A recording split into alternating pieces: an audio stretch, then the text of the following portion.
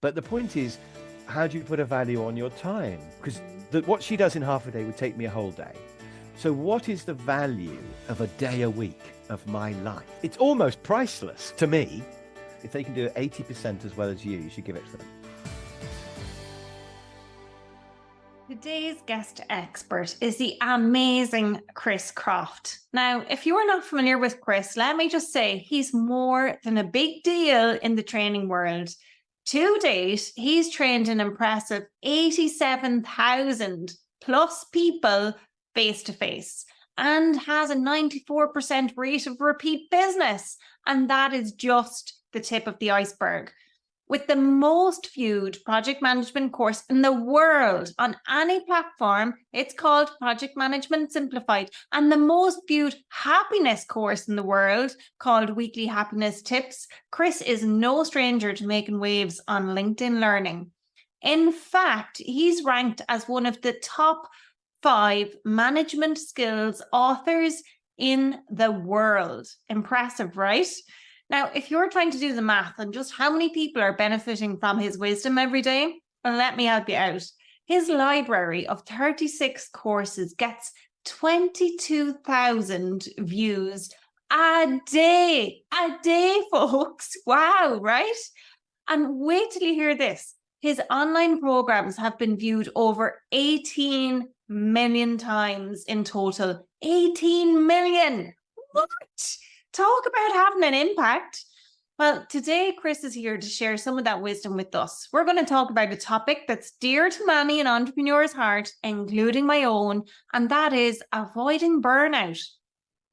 Chris has developed a counterintuitive success strategy that not only helps you stave off burnout, but sets the stage for sustainable business success. In this episode, you'll hear about Chris's own entrepreneurial journey and how his resilience and unyielding passion have driven his successful career. And plus, he'll share some game-changing tips to help you avoid burnout. Things like doing something you truly love, learning how to say no, why you should consider cutting 50% of your customers, and how to delegate more and do it effectively. We'll also talk about the importance of sharing your burdens with similar people, the power of continuous learning and upskilling, and why it's not all about the money, but the value you bring. He's totally speaking my language there. So before we dive into this super episode with Chris Croft, I've got a tiny favor to ask. If you're finding value in the Master Your Business podcast, why not subscribe, rate, and review the show? Your feedback is our fuel, and it helps us to create more of the content that you love. Plus, it helps others master their business, just like you. And you know what? They say sharing is caring. So if there's an entrepreneur in your life who might be wrestling with burnout or could use a fresh perspective on their business strategy, feel free to pass this episode along to them. They'll be grateful you did, and honestly, so will I. Okay. Grab your notepad, your tea or coffee, and get ready for an episode that could revolutionize the way you do business, and better yet, help you avoid burnout. Chris, thank you so much for joining us in the Master Your Business show. I'm so excited to talk to you today. Welcome. Well, thank you for inviting me. And yeah, it's great to be here. Hope we can cover some good stuff. Absolutely. Well, folks, you've already heard the amazing background to Chris, but I want to learn a little bit more about you, Chris. You know, I know that you worked in engineering and then you went off and you started your own business. What caused you to embark on that journey of entrepreneurship in the first instance? Well, I'm tempted to say getting fired several times in a row, but I think probably I was always destined to be self-employed. Actually, I'm not very good at being told what to do, to petty bosses who give you impossible targets or who get upset because you arrive at 9:01 or 8:31, and I think probably I was always destined to be self-employed. And I had 2 horrible bosses in a row. So I was working in manufacturing, running factories, and that's quite high pressure anyway, and I think I was quite good at it, but it's just a really difficult job. And so one job didn't go very well. They hired me to turn around a little company that was, I think, impossible to turn around. I'm looking back now, telling myself it was impossible. And I just couldn't do it. I'll never know whether it was possible. And so in the end, they closed down the whole place and got rid of me as well. And I think their plan was, to get somebody in who was disposable, and he'll either do it, which is great, or he won't, in which case we just ditch the whole thing. So that didn't go very well. Still nags at me slightly. And then I went somewhere else to a very successful company run by a really horrible man who's dead now.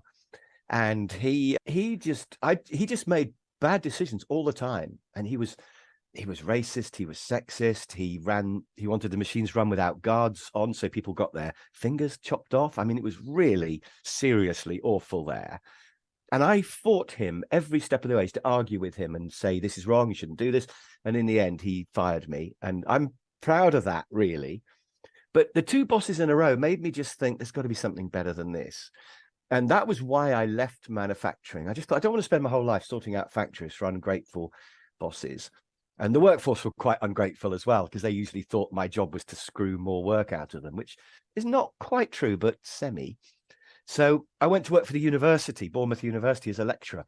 And at last I found the thing I was born to do. I loved it. But they made me redundant from there as well after 4 years. They closed down the whole department I was in.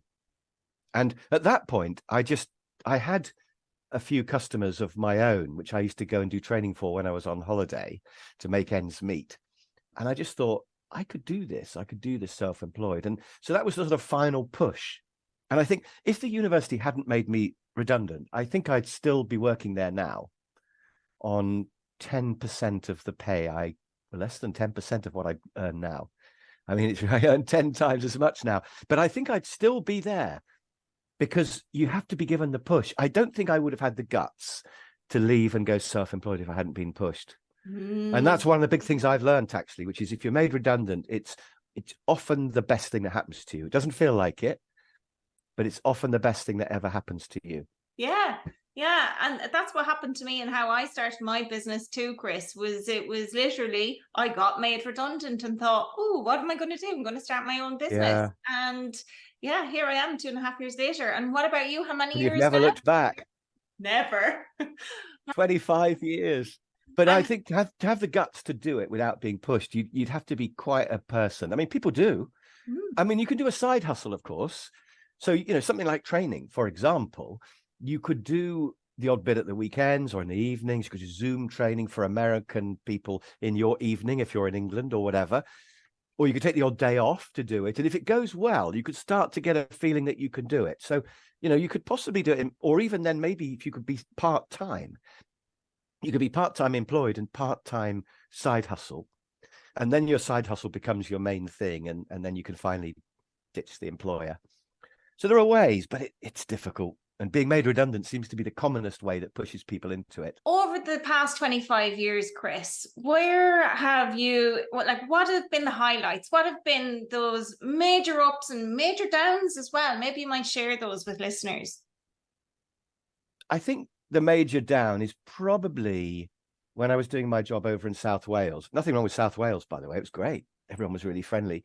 But when I was working there, I had this boss who used to ring me up every day and shout at me and tell me I was useless and things. And you start to wonder whether he's right, and you start to think, it's amazing how, I've always thought that stress is kind of for wimps and why don't they just man up but actually when it happens to you, it really is real. And that drip of every day being criticized, you do start to really doubt and think, is it me? Maybe I am no good at this job and things. And I got pretty down working there.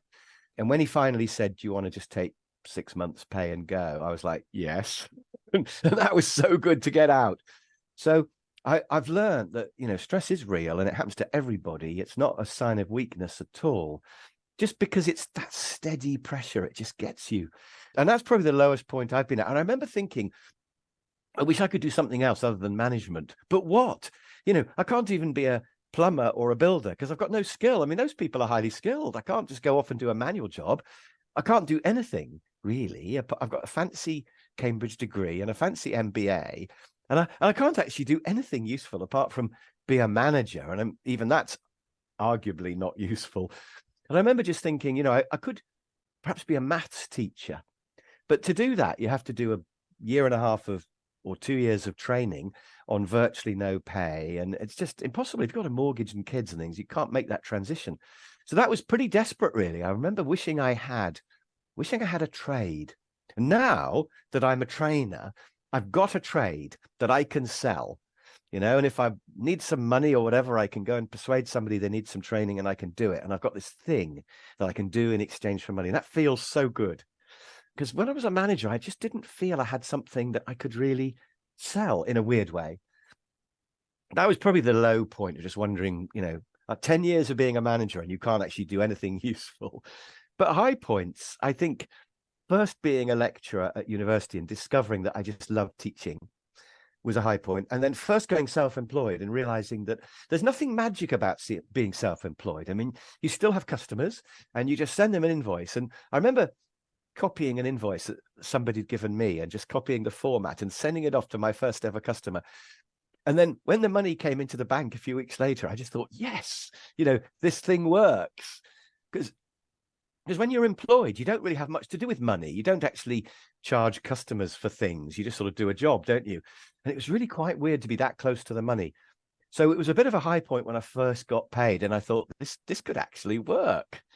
My other high point was getting a video onto LinkedIn Learning, which will not be of much interest to viewers of this. But it was really great to get onto LinkedIn Learning because you get paid every month forever, as long as your video course is on there. So being asked to make a course for them on project management and then seeing it live and then getting paid for it the first month, that whole process, that was a real high point. It gave me a thrill to be on there. But the weird thing is you can't predict what the high points are going to be, really. I think you have to sort of just explore the maze of life, don't you? And there's good and bad things around the corner. Yeah. Although, funny enough, I don't believe in luck. And what I said just then sounded a bit like luck, but I don't think it's that, because I think you explore the maze and you deal with the bad things and you don't let them knock you off course. And you just think, right, I've been made redundant. Okay, so, how am I going to make this into something good? And then the good things, you have to grab them when they're there, rather than thinking, oh, if only I'd done that, I could have done that, but I didn't. And I think, so I actually don't believe in luck, because I think we all get dealt good and bad cards, and it's whether you take them. Because I know people who've been knocked off course by one bad card. For years, they've used that as their cross that they carry everywhere. Oh, well, I can't because of this, and it's because of this. And you've got to move on, haven't you, from the bad stuff? Absolutely. Chris, what I'm hearing is incredible resilience throughout your journey. That's what I'm hearing, Yeah, I suppose I am resilient, but because of stupidity, really, I think. I mean, I look back and I've just been really stupid. Quite often I've taken risks because I didn't really think it through. I mean, when LinkedIn first asked me to make a training course for them, I said no. So that was stupid, because I thought, I can't, I said, where can I send you one I've already made? They said, no, you've got to come to America and be filmed. And I went, oh, I don't want to do that. And they said, do you realize who we are? And, and I was going, well, will I get paid? And they went, quite a lot. And I was like, all right, then. So I said no to start with. And then when I went there, I didn't really prepare. I just thought I could talk about project management all day. It's what I do. And when I got there, they had all these cameras and a director and a producer, and it was completely terrifying. And it was completely different to running a course.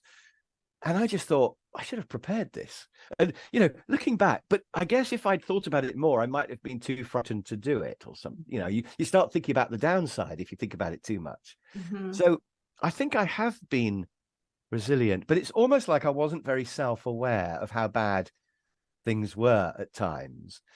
And I've just blundered in saying, yeah, I'll do that. And yeah, why not? And something's got to change. So let's do this. And I'm not quite sure where the line is between resilience and stupidity. And I'm also not sure where resilience comes from.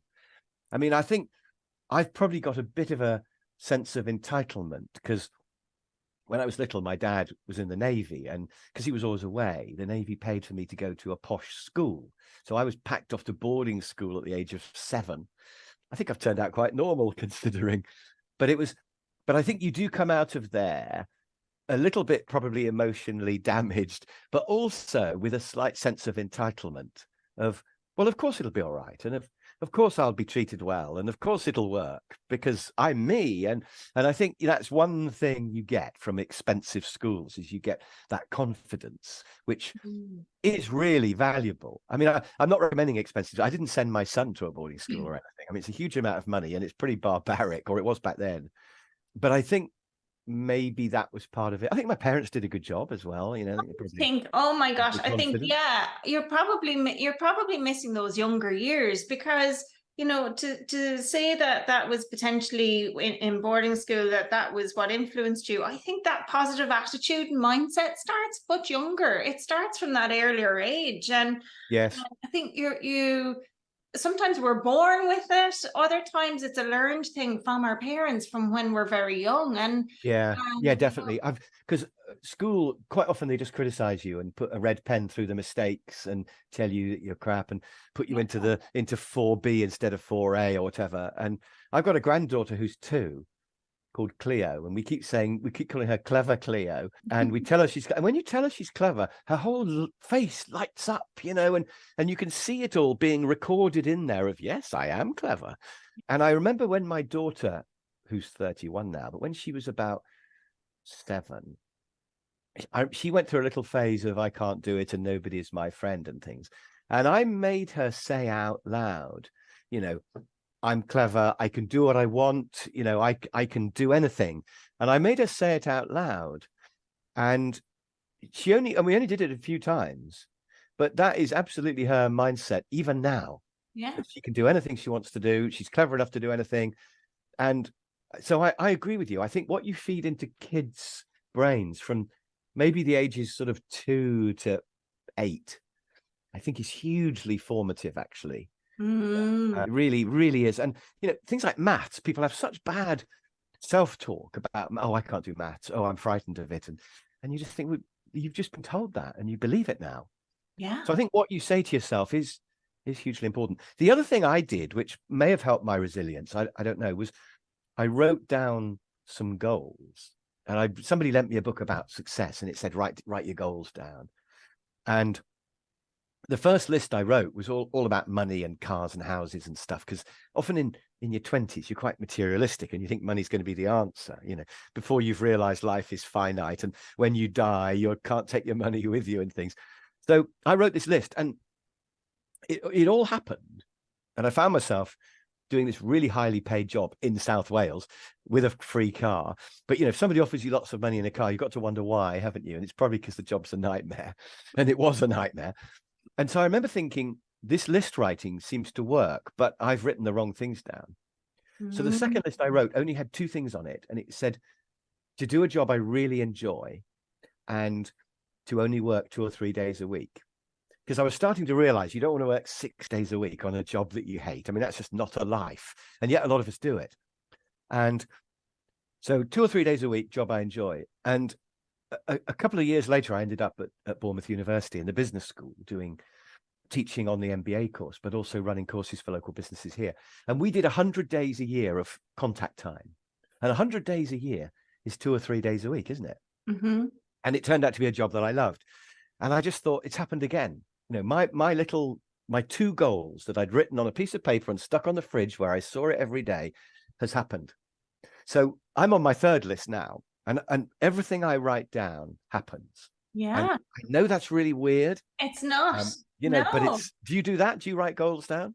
Yes, I do. Really works. Absolutely. And this is something I talk about to people all of the time, because what happens is when you write it down and see it, what your subconscious mind actively helps you move towards achieving that goal. So yeah, it's powerful.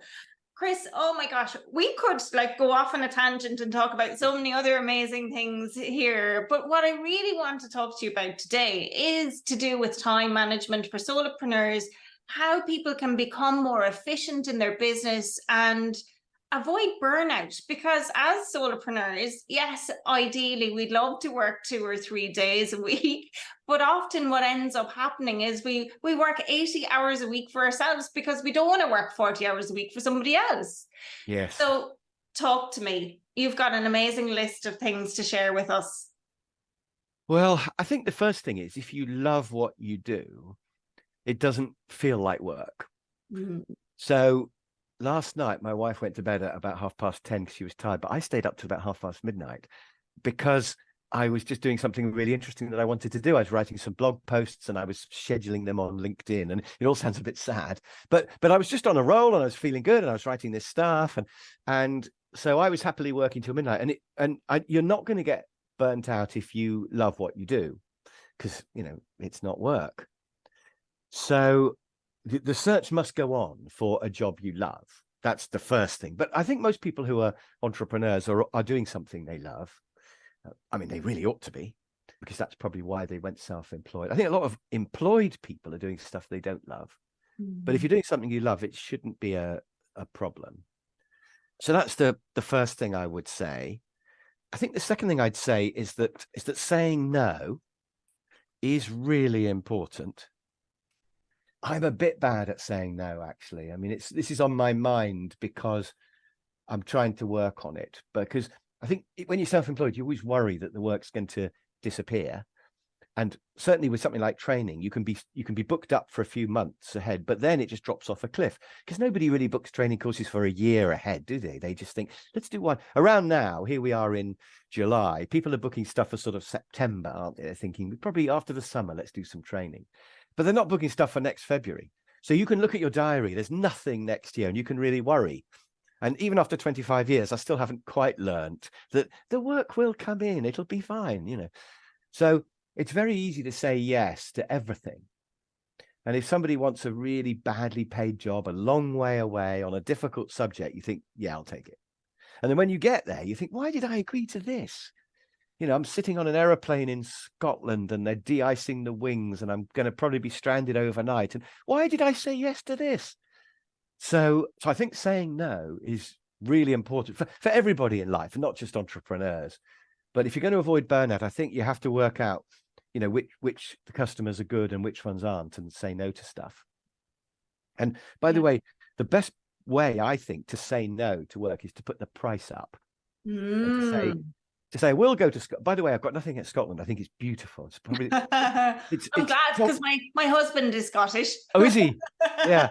No, it's probably the second most beautiful country after Norway, which is almost the same. They're just stunning. But the trouble with Scotland is it's too far away from where I live, and it's freezing cold in the winter. I go in the summer. So the answer is I will go to Scotland, but you'll have to pay me a lot. And if you set the price right, then it does become worth it, because that might be the only thing you need to do that week, so then you're not going to be burnt out. And can I ask a question on that, Chris? Because I know some people listening might think, if I put the price up, they're going to say no. They're going to say that's too expensive. And maybe that's what you want. But then if the price goes up and they say yes, does that create another dilemma? Well, I've in the past, I've put the price up when I've quoted for places I don't want to go, and they've said yes. And I've thought, damn, I wish they hadn't said yes. Oh no, I'm going to have to go now. And that's a sign you didn't put it up enough, because it should get to a point where you're actually pleased to go. Now, that point might be higher than they're prepared to pay. So just sticking with the Scottish example, they might say, well, I could get a local person for half that. In which case, yes, you should get a local person, because it's madness to ship me all the way up to Scotland when you've got somebody local. But, if you really, really want me and you're prepared to pay enough, then great, let's do it. But if you're not, I totally understand that. So I think you should feel happy when they say yes, definitely. And that might mean quite a high price. But the other thing, I've been doing some sums and spreadsheets and things about this. In fact, I made a video recently. It's on YouTube.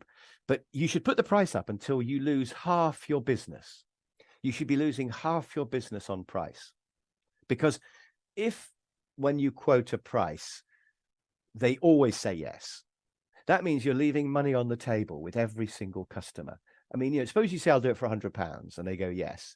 It could be that that's the most they would have paid. They wouldn't have paid 101, but it's highly unlikely you've managed to hit exactly that spot. The chances are they would have paid 105 or 150. Yeah, so, I love that. That's something that comes up quite a lot. And a lot of the women that I work with are much more conscious, I think, about the prices that they charge as well. Oh, that's interesting. Yeah. And My advice to them is usually, well, start high. You can always negotiate downwards. You can't negotiate upwards. So, you know, if you go in with a high price, it's easier to come down and meet somebody where they're at. If you really want to work with them, Yeah, you don't have to. Yeah, absolutely. And if you do put your price up to the point where you lose half, you'll be making more on the half that you are doing. yeah, And not just your turnover, but your profit. yes. So if you're charging 100 and your costs are 90, you're only making 10. Mm-hmm. If you put your price up to 110, nobody's going to notice, and yet you've doubled your profit. You're charging 110 and your costs are only 90. Mm-hmm. And if you put your price up to 130 or something like that, you'll probably halve the amount of work you do, but your profit's gone up by a factor of 4. Yeah. So you're making 4 times the profit on half the work. So you've actually doubled the amount of profit you're making, and you've halved the amount you have to do.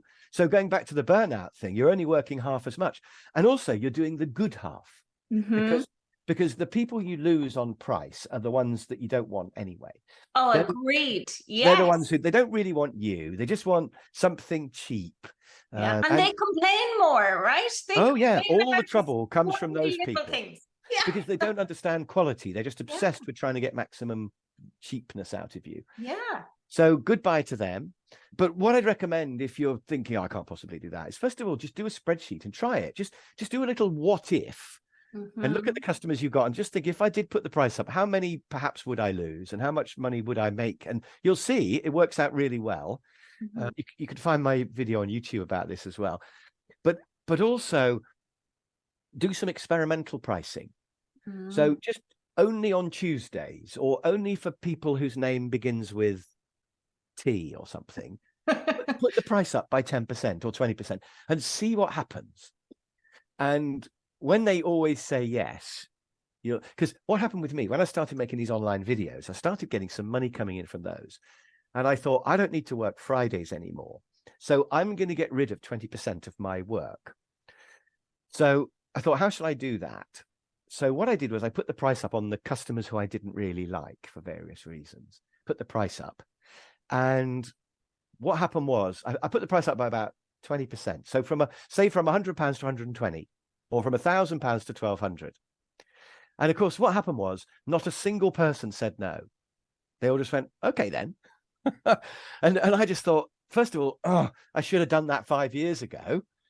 Secondly, well, this is great. I'm making more money. But thirdly, I still haven't got rid of these customers. No, you didn't put it up enough. No. So I've carried on putting it up and putting it up. And so if you do a bit of experimental pricing, you'll find that actually you can put your price up a lot more than you expect. You really can. But try it. Don't just do it across the board immediately, but just try it on a few people and just see what happens. You're speaking my language, Chris. I recently posted about this on social media because that's what I did in my business last year. So I went on holidays last year, read a book, and it was similar to that concept that you've just referred to there. And when I came back then, I spoke to my business coach and I said, this is what I'm going to do. And, this is how I'm thinking about going about it. What do you think? And I got coaching on it and all the rest. But essentially what I figured out was, if I serve only 8 customers at a time, and I serve those people exceptionally, and I charge a higher rate, that means I work less, they get better service, and I get paid more. Yes. Oh my gosh, it's a no-brainer, really. Yeah. And then I figured out, okay, well, actually, I can serve these people and get them the results they want so that they go through this transformation in a shorter period of time, which means actually I need to reduce the number of people that I serve at a time to 6 and not 8. Yeah. But that means then I can serve 12 people a year at a higher price, and so on. Yeah, and you're serving fewer, so you're giving them a better service. So you could charge more, which you are. Exactly. So it all sort of just works, doesn't it? Yeah, and you're at the quality end of the market, which is where you want to be, with nicer, better customers. Absolutely. All better. No-brainer. Yeah. Wished I'd done it sooner. I know. I advise everyone to do that. And in fact, annoyingly, someone advised me to do it the other day. He was going, Chris, you should charge more. You're too cheap. And I thought, yeah, I know. But the thing is, it's really hard to do it for yourself, because if I was selling you this I could say, look, this pen is fantastic. It's got a lovely writing action. It's, and I could do it. But to sell me, it's kind of embarrassing to say, I'm great. You should pay more for me. Look how good I am. I've got all these features. It kind of feels horrible and embarrassing. And, so I totally get that it's hard to put your prices up, but you must. Yeah. And I think you're not selling you're selling the solution. Company A has problem Y. Yes. And your company B who has solution Z. So, if they have a problem and they're willing to work with you to solve it, well, then price usually doesn't factor at all. It's the overall. Oh, yeah. I mean, a negotiating course from me could easily earn a company £1 million, or a project management course from me could save your project from going wrong. And that's going to save you hundreds of thousands of pounds. And I worry about putting my price up by, 50 quid. I mean, it's mad. It's mad because it's the value to them, not the cost of me. But still, I sort of think, what? They're paying £1,000 for a day of me? What? That's madness, And then I think, there's people working really hard, say as a waiter or a waitress for a whole day on minimum wage. They get £100, and I get paid £1,000 just to go and to talk. It's so unfair. But you mustn't think about that. You must just think the value to them is this. So that's what I'll do. And then I'll give the waitress a bigger tip when I have my food and, try and share it around a little bit, I guess. But it's weird. The whole pricing thing of how much people will pay for stuff does take a while to get your head around, I think. It's difficult. It's a difficult area. But it's so important because it's the thing you can change instantly as well. You can put your price up just like that. I've done one other thing, actually, to help myself put my price up, which is I get asked for all sorts of combinations. Like, can you do 2 days, half a day? It's a big audience, a small audience. It's in Ireland or Holland or America. How much will you charge? And so every course is different. And if I was just selling the same thing, I could have a price I stick to. It'd be easy. But because everyone's different, I end up thinking, well, I like Ireland because the people are so friendly. It does rain all the time, but the people are so friendly. So is it raining at the moment? It's raining right now. Yeah. we've got sunshine here. I've had to thank you. Rub it in. But that's why it's so green, isn't it? And Emerald Isle. So, but anyway, what I do is I tell myself it's going to be fun. It's great. I haven't been to Ireland for a while. Deirdre's really nice. And I talk myself down and I end up quoting quite a low price. And then you go, yes. And then I regret it because I think, I've got to go all the way to there for only this money. What am I doing? So to help myself stay strong, I've made a price calculator. I got a friend of mine who's really good at Excel to help me, actually. And he just said, how much would you charge? Really, would you want to be paid to go to Ireland for 1 day, Ireland for 2 days, Holland for a day, America for a day? And we just sort of did lots of thinking about what my lowest point would be for all these things. And then we worked out what the formula was.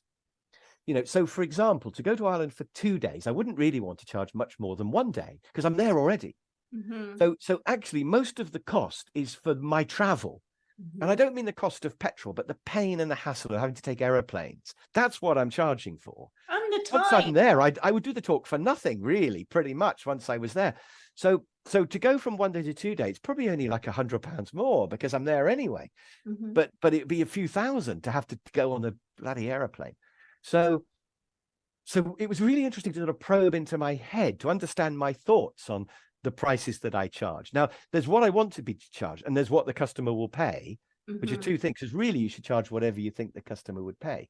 But you need to know your minimum price. So I've made this calculator, and then it stops me sliding down thinking, yeah, but Ireland's really nice. Because I put in all the facts. How many people, how long is the session, etc. Is it a subject I like or not? And the calculator goes, Chris, you must charge this. And I don't want to disobey the calculator, because it's a fact, So I've made a calculator which forces me to not go below that point. Now, I might charge more, perhaps, like if they were like a very rich company or something, I knew they had lots of money, I might charge them more, but I wouldn't go below this point now. So the calculator has increased my strength. And I've actually put it on my website for people to look at as well, by the way. Oh, I will But, definitely add the link to that. And yeah, the just link have, to yeah, where you mentioned a few chriscroft.com. minutes Have a ago. look at chriscroft.com. There's loads of stuff. My blog is huge because I keep thinking of more ideas. So just have a look at chriscroft.com. Have a look at my blog. All kinds of stuff on there. There's lots of stuff about why you should lose half your business on price and all of that as well. Mm. So my next tip, though, if about burnout, is that it's like a variant of saying no, really, which is to delegate. And Mm. so I've got myself a PA. Well, she's half PA, half VA, really, because the virtual assistant, because most people's virtual assistants are in sort of India or somewhere, aren't they, or the Philippines? But mine actually only lives just up the road. But I never see her because, well, we meet occasionally, but we don't really need to meet up much because, we just do emails and messages and stuff. She helps with all the routine stuff that I don't like doing and I'm bad at. Mm. So things like invoicing and booking hotels and making sure I haven't booked two things on the same date in my diary and stuff. And remembering how much I've quoted people and stuff. She just deals with all that stuff that I just am not very good at. And, we talked about burnout, but I think you can get really stressed by all the admin if you don't like admin. Yeah. And just pay someone to do it. Yeah. And, so I have her for half a day a week. So she's got like 5 other customers and she looks after the 5 of us. And I think she works about 3 days a week, but maybe one of the other customers has a whole day of her. I'm not sure, but I get half a day approximately. And it's great. And she just does all this stuff for me. And it only costs me a few £100s a month. And part of me, the mean side of me thinks, 300 quid. Oh, Chris, you could save that and do it all yourself. But the point is, how do you put a value on your time? Because what she does in half a day would take me a whole day. So what is the value of a day a week of my life? And, it's almost priceless to me. It's definitely worth, quite more than I'm paying her. So that's a good arrangement. And I do struggle to delegate. I struggle to let go, but it's just obvious that it's a better idea for her to do it. If she's quicker than me and cheaper, that's a no-brainer, isn't it? Her hourly rate is a lot less than mine, and she's quicker. But even on things where she's slower, I don't know if there is anything. It's still worth it because she's cheaper than me, And even if she was so much slower than me that it worked out more expensive for her to do it, it would probably still be worth it because it would still free up a day of my time that I could spend on the beach or with my wife or whatever I want to do. So I think delegating is something that's worth thinking about. And can I ask on this, Chris, because, well, this has certainly been my experience when I managed teams in the past. And even now I've got 2 part-time VAs that work with me as well. And, they're amazing. But my experience when delegating is that sometimes they're not going to do it in the same way or to the same extent or at the same level as you do it yourself. Yeah. And it can be frustrating as, somebody who likes things done a certain way or done the right way. Yes. And I'm using quotation marks here for anybody who's listening. But, at what level is it good enough to say, right, that's a good enough job? It's really difficult, isn't it? I mean, I read somewhere that if they can do 80% as well as you should give it to them. Yeah. Because the last 20% is in your mind. So if she writes a message to a customer saying, Chris is looking forward to seeing you next week for the course, because it's good because that's a process I can automate. She can do that to, just to reassure them I haven't forgotten, I'm definitely coming. I would write it slightly different to how she writes it. And I am a control freak, and I've pretty much told her exactly what to write. But sometimes she writes it differently to how I would write it. And I've just got to tell myself that's the price you pay for not having to do it. And it's fine, because the customer doesn't care how it's written, Sometimes I think she does things too well. So I'm saying, book me a hotel, find me a half decent hotel somewhere near where the course is.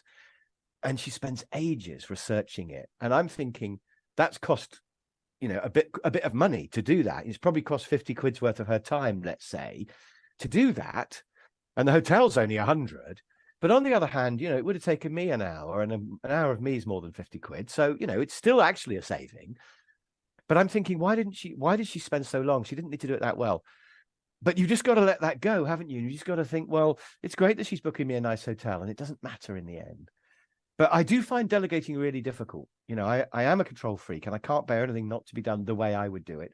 I think a lot of entrepreneurs or solopreneurs whose business expands and grows as they start to. Yeah, because it's mine. She's doing what I used to do. Yeah.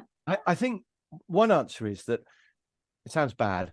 I hope Claire's not listening to this. But if she does the things that are not important, then it doesn't matter whether she does them a bit better or a bit worse than or a bit differently to how I would have done them. So booking a hotel is not that important. If I stay in a crappy hotel, it doesn't matter that much. The bit that really matters is the delivery of the training.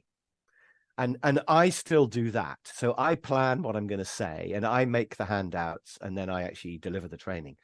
So there's no risk of that being delegated and being worse. But all the stuff around it, if that's not done so well, it doesn't matter so much as long as it's done. And anyway, as I mentioned, she usually does it better than me, because I used to forget to confirm things or turn up on the wrong day and things like that. No, I'm not terrible, but when you're really, really busy and juggling a lot of stuff, things can go wrong. So I think if you delegate all the peripheral stuff and you still do the core of it, then that would be okay. Yeah, I agree. And I think it's not even the price point either. It's some of those things suck the life out of you. Like I used to be a bank manager and I hate doing my numbers now. Absolutely hate doing my numbers now. So I just sent everything to my accountant so I don't have to look at it. But yes, I keep an eye on where things I'm like that too. Every day. But it's it now sucks the life out of me. And that impacts me when I'm engaging with my clients. So it's easier for me to pay somebody else to do that so that I don't feel that way. Totally. So it's almost an essential. I mean, whether it costs more or not doesn't matter because you have to get it out of the way because it'll suck the life out of you. But it also frees you up to do even more of the core of your job, which that has loads of value. It's almost impossible to measure the value of being inspired and creating new products or services, or having ideas, or so if I don't have to do my accounts and I can write more blog posts, what is the value of those blog posts? And it's hard to put a price on because one of those blogs could lead to a massive, great speaking gig in America for tens of thousands of pounds. So you've got to delegate the crappy stuff. I've got one other thing on my list here to mention, which is sharing the burden with similar people. And I think, if anybody's feeling a bit stressed, so I meet up with other trainers and compare notes. And, we're not competing because we teach different subjects, but actually, even trainers who teach the same subject, it's great to compare how we do it because we're just mice sitting underneath a huge table and crumbs are falling down to us. And there's plenty of crumbs for everybody. You only need 20 customers to live off, and there's thousands of customers out there. So when I meet another trainer, I really don't feel like I'm a competitor.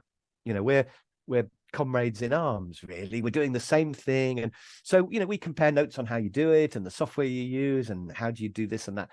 And, we websites and we look at each other's websites and say, this bit, I don't understand. It's not very clear. Or, this bit, the wording isn't right or whatever. And it's so useful.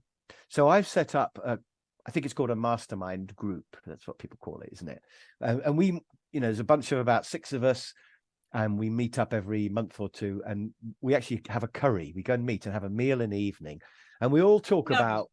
We call it the marketing curry because we're talking about how we market ourselves mainly. We look at our websites and emails and stuff, and ideas that we've got for new products and what price should we charge and all that stuff. And it's really great because you come away with a whole load of ideas, but also when people ask you what you're doing and what you're going to do, you sort of say, I'm going to do this. And then you have to do it. I'm going to put my price up. And they go, okay, well, next time you can tell us how it went. So they sort of hold you to account as well. Mm-hmm. But it's just good to have somebody to talk to, isn't it? And so I think setting up a mastermind group, very hard to join a mastermind group. It's very hard to find one. But just invite a few people who are doing something a little bit similar. Yeah. I've got 2 actually, because I've got my sort of trainers marketing group I do, but I've also got a millionaires curry club. So I invited, I knew about 4 or 5 people who are millionaires, for just based on some of them I'd met because I'd done training for their companies, and some were just friends of friends or whatever. And so we would meet up and compare notes. And I was the only one there who was nowhere near a millionaire. But it was so good to spend a few hours with those people. And they would ask me things, and they would say, well, so why do you do it like this? And I'd go, well, it's cheaper. And they'd say, well, how much do you save? And I'd say, well, £20. And they would go, well, why do you waste your time on 20 quid? Because they could see the big picture. They were like, well, why are you doing that? And I go, oh, yeah, of course, you're right. And so they made me think bigger. You know, they were like, you should invest a bit of money and do it properly, and you should do this and that. And that pulled me out of my comfort zone. And the Millionaires Curry Club has been really good. Don't they say, Chris, that, you know, if you want to become a millionaire, you need to surround yourself with millionaires? So, totally, absolutely, it's been rubbing off on me hugely. It's really, really good, because they just think big. They're not interested in trying to save money on small things. It's all about growth and big things, you know, the future. Visionary stuff. Yeah, no, I couldn't agree with you more. I'm totally on the same page with everything you've just said there. Yeah. And that's something that I've done. I started this year as well. It is a group mastermind program. So some of my clients who can't afford to work with me one-to-one, but who still want to learn from me and some of the things that I can help them with, I've got tools and frameworks and resources that I share with them. And then we meet once a week for 1 hour, and we, you know, throw things out and what's happening, where do you need help and support? And they're all peers. Most of them are solopreneurs, but it is that questions and answers, getting the help. And it's a lonely journey when you work by yourself. And, you know, somebody once said to me years ago in my banking career was, the higher up you go, the lonelier it becomes. And it's so true. It's the same as a solopreneur, you know. And so I agree, having somebody to share that with, or, you know, I've created this, I spent hours in it, it's not working, where am I going wrong? When you just can't see it yourself, it's amazing. And your normal friends are no use at all, because they've got jobs. So they don't understand what it's like. And so it's really important to have some entrepreneur friends who you can meet up and compare notes. I mean, it was interesting because recently my daughter said that, so my daughter is self-employed as well, right? And all her friends have got jobs.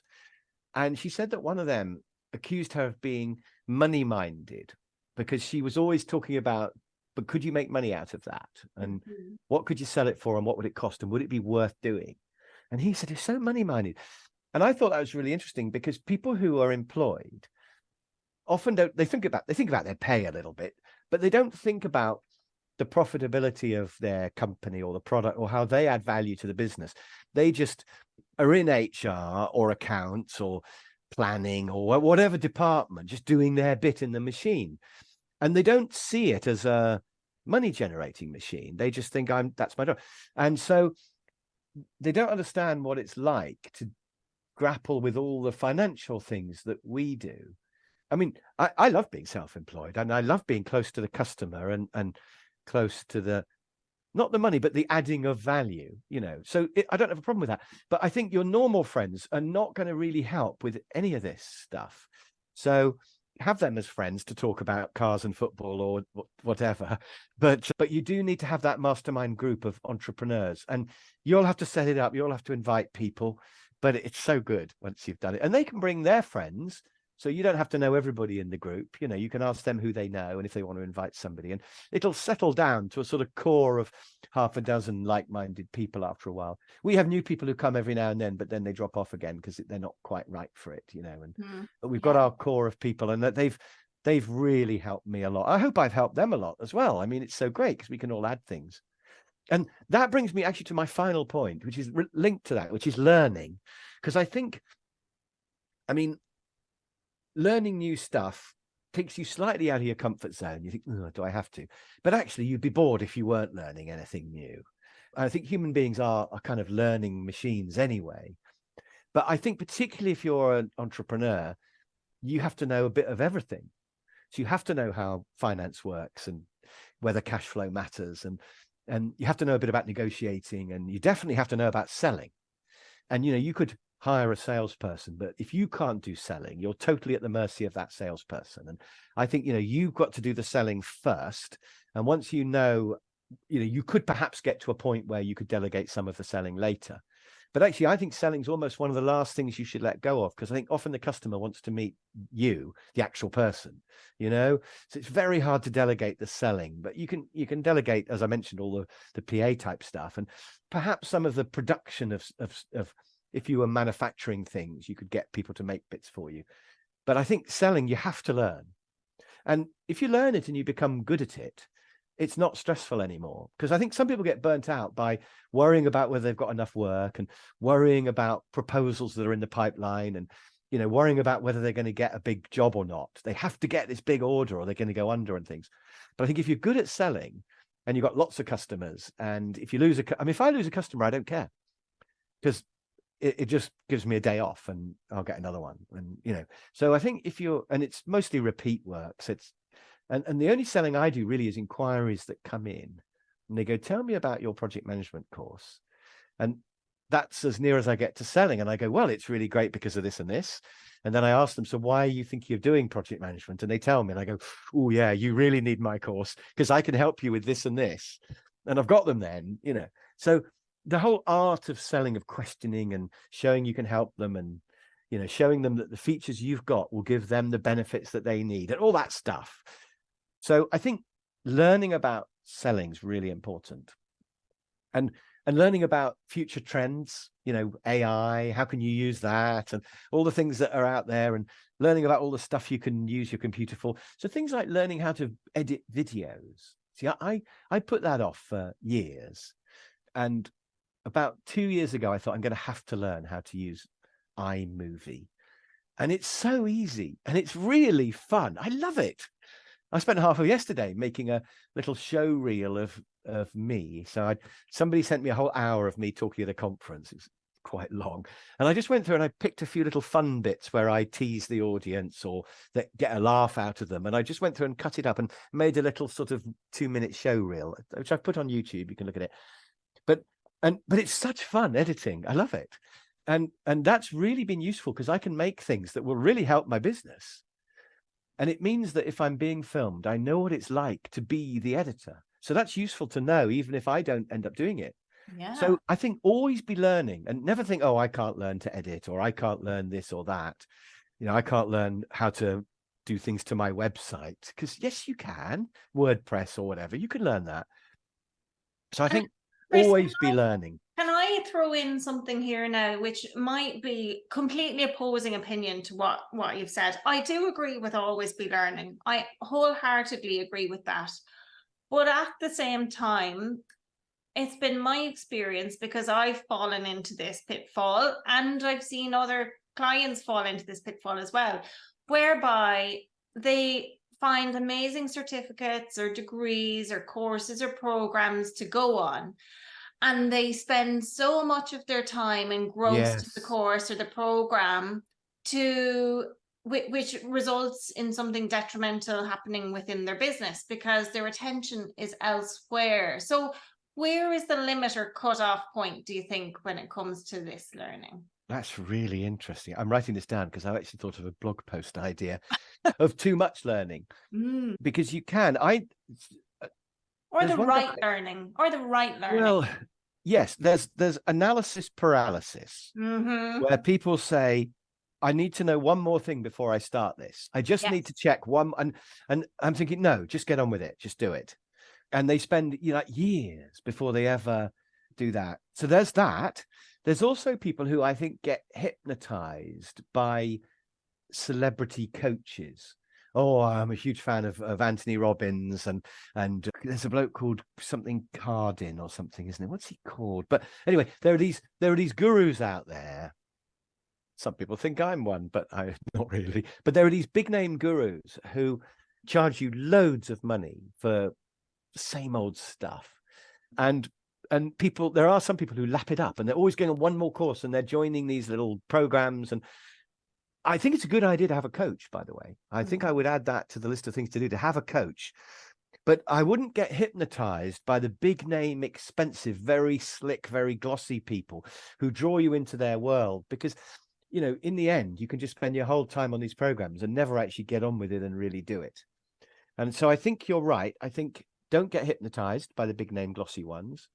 Don't have analysis paralysis, but do just pick up the skills. I mean, a quick advert for me. My sales course on Udemy, you can buy it for £15, and you just click and you've got it forever. You can watch it as often as you like, over and over again, whenever you want. And why would you not get that, or get somebody else's if you prefer them? You know, just go on there, search for sales. I'm the top one, but but there's loads of good people on there. So, you know, for example, Brian Tracy's on there, who's a complete god. And his course is probably 200, but if you wait, they're always reduced down to 15 every now and then on Udemy, and snap it up. And buy a new course every year. And why not read one sales book every year? Just buy a sales book for 10 quid and read it, because it's bound to. So, you know, those real practical skills that you need. And negotiating is another thing. I mean, why would you not get the negotiating course from Udemy for 15 quid or LinkedIn Learning and watch that? And then you don't need to go on these big fancy things. I remember when I left university, some people stayed on to do a PhD. And I remember thinking, you're just trying to avoid entering real life. You know, you don't want to actually get a real job and get on with life. And that's a bit harsh, because, you know, some PhDs are really important, like, you know, scientific research. But some people's PhDs are just ridiculously obscure. And who cares? You know, about the design of armor in the Roman legions between 200 BC and 150 BC or something. I mean, who cares? So, you know, something like that. But I think you're right. I think sometimes learning is an excuse to avoid really getting on with stuff. But you've got to have the skills. You do. And every now and then I go on a course and it just blows my mind. And I think, why didn't I know about this before? You know, I'm going to use this. And I think, you know, right now, I think I would sign up for some sort of AI course, just a 1 hour thing, or go on a 1 day or half day course, perhaps with somebody good, and just learn all about what AI could do for you. Or look on Udemy. But, you know, there's probably enough free stuff on YouTube. Yeah. I've got a free ChatGPT training on my LinkedIn feed that you can go in and have a look at, Chris. Yeah, because it is. I mean, it is fantastic, and you can get it to rewrite stuff you've written, or you can shorten stuff that you've written, or stuff you receive. You can say, AI, make me a shorter version of this, because I can't be bothered to read it all. You know, even things like that, which everybody could use that. And it can automatically generate blog posts or ideas for blog posts, which I haven't used it for, because I've got enough ideas in my own head. But I could imagine it could be good for that kind of thing. So I think, I think learning, I don't know whether that helps with burnout, but I think it could, because I think if you're getting burnt out, it could be you're banging your head against a wall that doesn't have to be there. You know, there are probably answers. So you can learn from the mastermind group, but you can also learn from training courses made by people like me, and, you know, video courses made by people like me, because my job is to go out there and hoover up everything and then present it to you in a little nice, neat package for 10 quid. You know, and why would you not? Absolutely, I agree. And, you know, and that's why people, for anybody listening, if you're banging your head against a brick wall and not getting there, that's the point. That's why you do a learning course. It's so that you can accelerate the solution to that problem faster without having to spend hours on YouTube or ChatGPT trying to figure out the answer. You buy the program or the learning course to accelerate that solution, right? And these days, it's all about what's in your head. So the money you earn or I earn, it's totally about what's in here. Gone are the days when muscles helped. I mean, obviously there's a few jobs that still require muscles, but really for most of us entrepreneurs, it's all about being smart, working smart rather than working hard. And if you're working hard and burning yourself out, it probably means you're not working smart. Although it could just be that you're smart and hardworking. It could be that you're too greedy. And maybe a final thought is, because I know we're over time on the time, is maybe to not think about the money. You know, and I've been doing talks to schools, and they quite often say, what's a well-paid job? You know, and I'm like, don't start with the money. You know, start with what you love and what you're good at. or they go, well, so how can I make money doing that? And the answer is, I just think start doing something that customers will want. If it adds value, the money will follow. And so I think if you start being too obsessed with the money, you might work too hard, or you might end up doing stuff that is not for the best for the customer. And I think that will destroy your soul ever so slightly. It Because if can you're doing drive. stuff you believe in, I'll never get burnt out because I'm doing stuff I believe in, that's fun, that I love. And some of it makes money, some of it doesn't. And you don't actually know what's going to make the money and what's not going to make the money. Actually, it could be hard to predict. So just do the things that you like. My biggest source of income is courses on LinkedIn Learning, right? And originally that came from the fact that they contacted me because of my project management rap that I made and I put on YouTube. So I made a rap that says, make a plan before you start, always have a Gantt chart, break it down.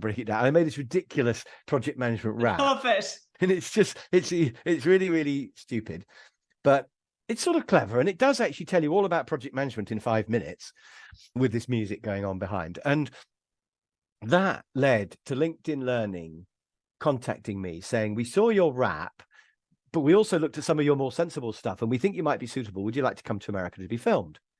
And that's when I went and didn't prepare and luckily got away with it. And it all came from the rap. Now, I didn't make the rap for money. I didn't even think the rap would lead to money. I just did it because it was fun and I thought it was good. And so in the end, I think you've just got to throw loads of stuff at the wall that you think is good, that might add value to people. And the money will follow, something will work. Completely agree. And like when the focus is so much on money, as the business grows, it leads to a toxic culture and can cause people to behave in ways that are contrary to your values, that can damage your reputation and so much more. So completely agree. Chris, you've got to watch the money you spend, I suppose, haven't you? You don't want to, you don't want to be crazy and waste money, but adding value to the customer is that you've always got to be doing that. I love that. That's so customer centric and completely aligns with my values. But let me see, have I got all of your points right here? And if I've missed any. So do something you love. Say no and put the price up. Cut 50% of your customers. Delegate. Share the burden with similar people. And always be learning. I think those are my top points. I'll probably think of another one just after we've finished. but I think they would be the top things I would say to somebody who was a bit starting to burn out a bit. They were just working really, really hard and running to stand still. Probably putting your price up's the number one, though, isn't it? If you're running to stand still, you're not charging enough. It's got to be that. Amazing. Chris, it's been such a pleasure to have you. Any final thoughts or points as we wrap up? No, I think that's great. Well, I mean, my final thing is say, do it. If you're wondering whether to do a little self-employed business, you've always wanted to do it, absolutely do it. Why would you not? You only live one life. For a lot of us, it's half gone already. You've got to do it. Just do it as a side hustle. Do it in your evenings. Just try it. Even do it at work. So if you've always wanted to try training, just offer to give a talk to new starters on part of the, to see whether it feels good, but just start doing it. And if it feels good and you think it's a goer, then start building it up and maybe even go part-time. But absolutely, it's the best thing I ever did. And I wish I'd done it sooner, is going self-employed. That's my final thought. Amazing. Chris, thank you so much. And I'm going to share all of Chris's links in the show notes so you can check out all of the things he's talked about here today. And thank you so much, Chris. Thank you for having me. Wow, what an enlightening discussion with Chris Croft today. From his journey of resilience to those counterintuitive strategies that help stave off burnout. It has been one insightful episode.